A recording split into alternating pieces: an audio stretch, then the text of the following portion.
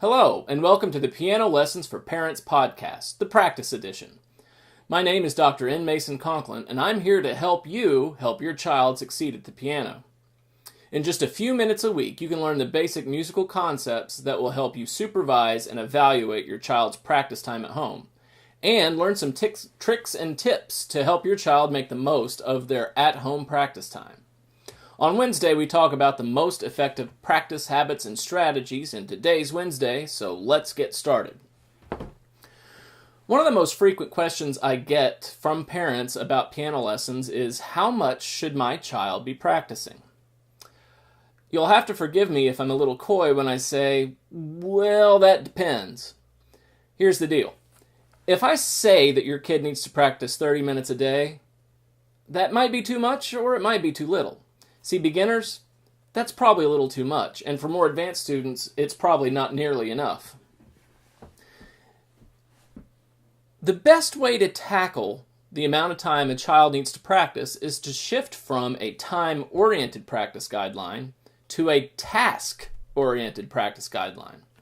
And let's look at the way that those are a little different. So, time-oriented practice. That's when you specify an amount of time that they need to practice every day. So little Johnny needs to practice 25 minutes every day. Another way you can do that is to say, well, let's set a goal for the amount of time per week that we practice. So little Susie needs to have amassed 5 hours of piano practice in a week. What that does, though, is it generally encourages what I call the egg timer approach. That's the old approach where parents get the egg timer out of the kitchen drawer and they set it for 30 minutes, put it on the piano, and the kid practices until it dings. Well, I'm not so sure I like that method the best, for a couple of reasons. For one, it creates kind of a clock watcher sort of mentality. So the kid's playing, he's playing, and he looks up at the clock. Oh, it's only been 3 minutes. He's playing, he looks up at the clock. Oh, it's only been 5 minutes. See, what that does is the clock becomes a distraction. And not only that, but time seems to drag. The clock is just not moving fast enough. And when time drags, the piano starts to feel like a chore, and that's something that we want to avoid. Another thing I don't like about the egg timer approach is that it can interrupt a very effective practice session. Let's say your kid finally gets into it, they're working hard on something, and they're just about to come to a breakthrough in some passage that they're working on, or they decide that they want to play the whole song, and right in the middle of their most effective time, ding, and your kid is off the bench and in front of the PlayStation before you can say boo.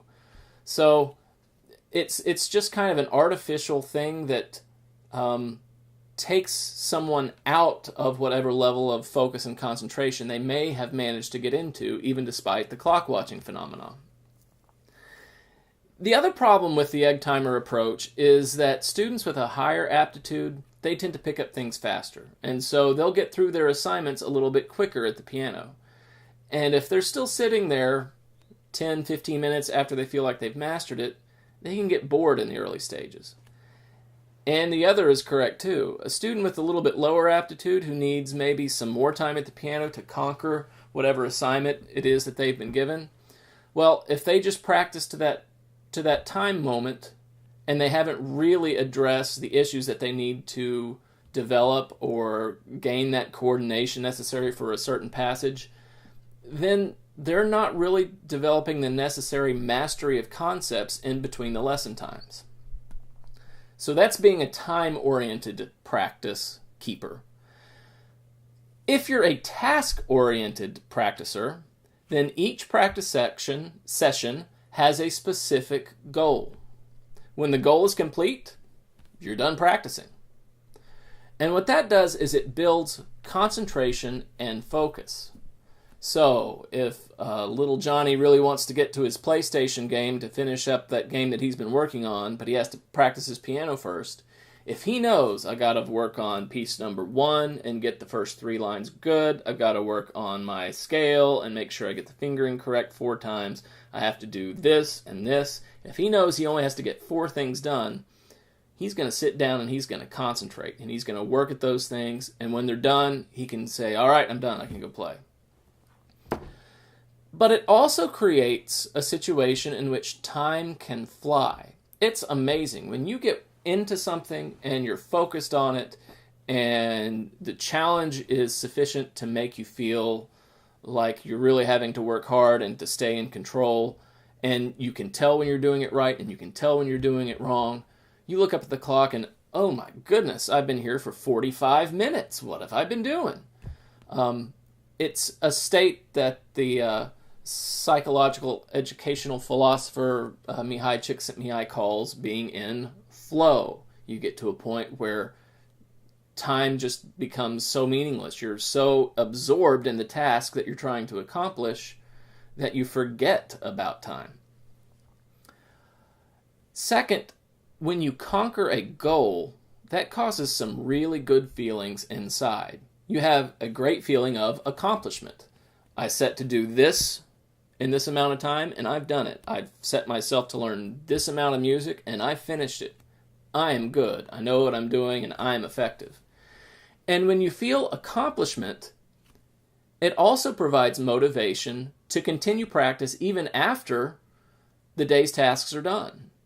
When you feel that sense of accomplishment and it becomes a reward, then sometimes maybe you don't just limit yourself to the 2 or 3 goals that you've set for that day, and you say, oh, I just got done with the section 3 and that section 4. Ooh, that looks really cool. I think I'm going to go after it.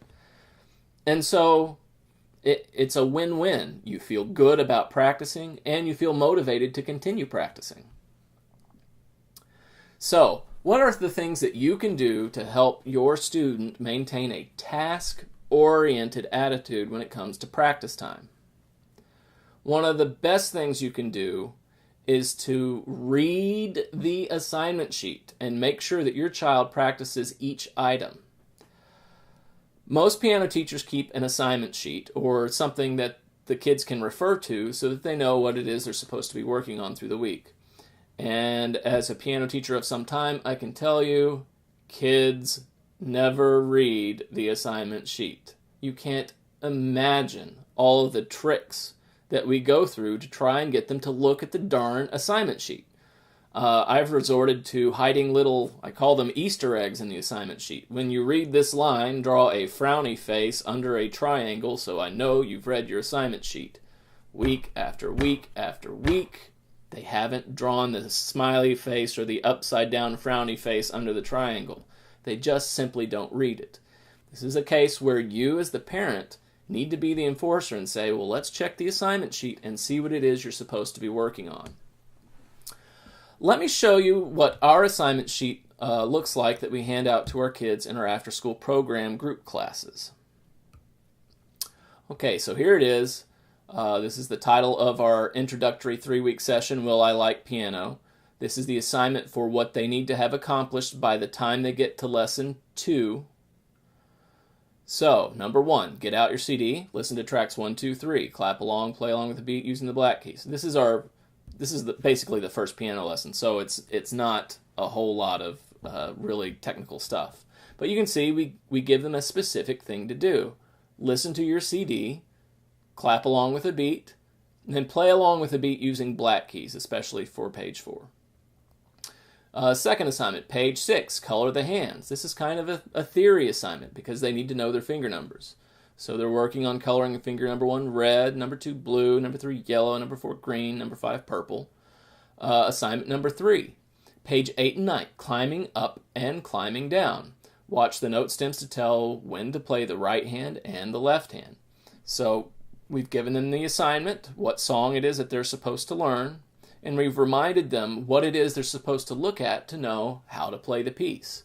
If the note stem goes up, it's a right-hand note. If the note stem goes down, it's a left-hand note. So this is a handy reminder in case they get confused as to how to play the piece. 4, make up your own song on the 2 black keys. Use your improvisation cards. We printed out some cards that had different stemmed notes, and they can rearrange those cards and come up with a piece that they like to play. Experiment with low and high sounds in your own song. So you can see we have some specific stuff that you can do every day. You can listen to your CD every day. We have some things that maybe you get done on one day and you don't need to come back to, like this page 6, Color the Hands.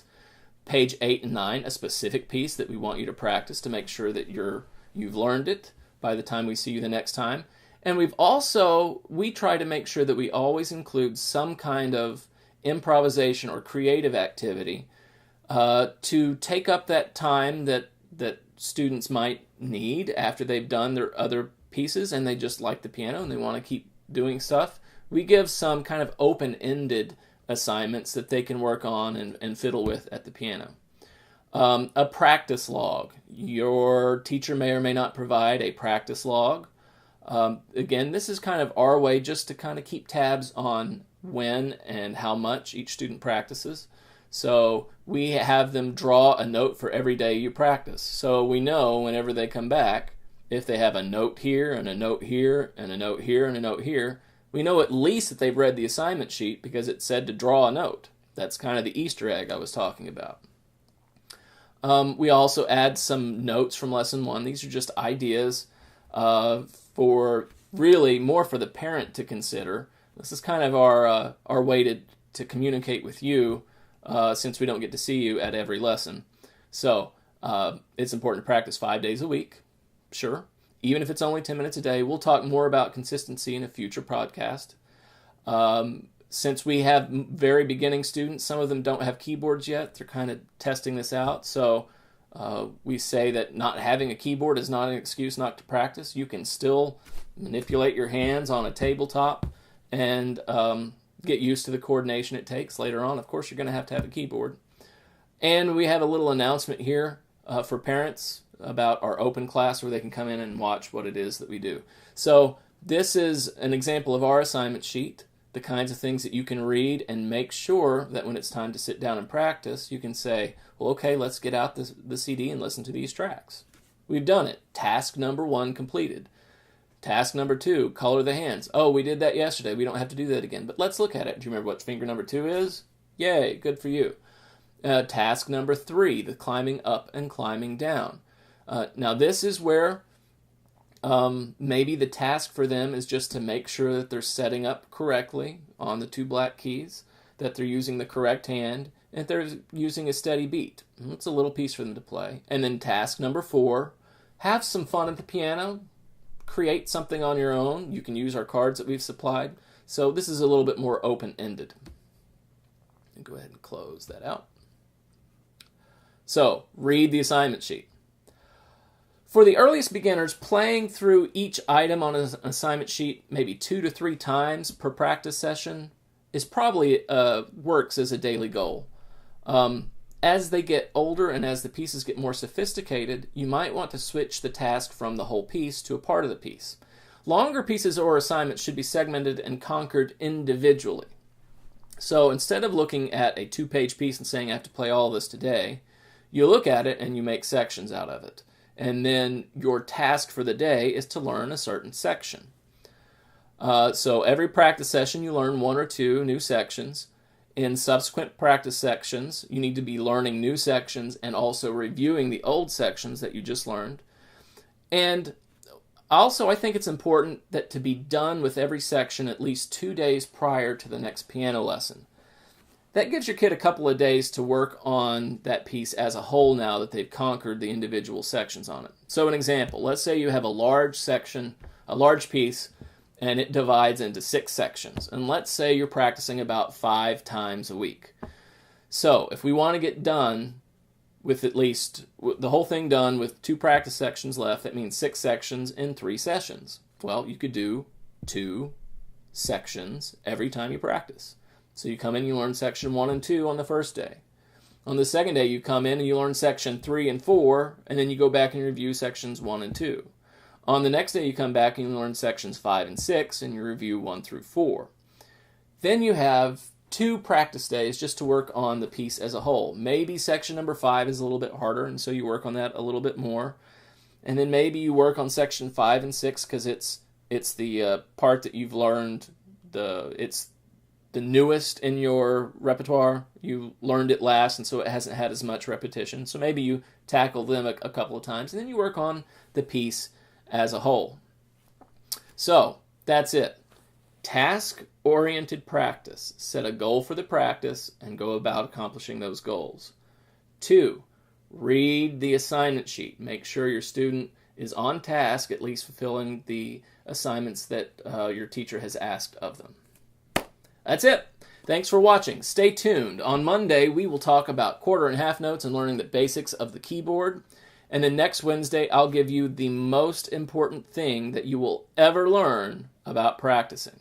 See you then.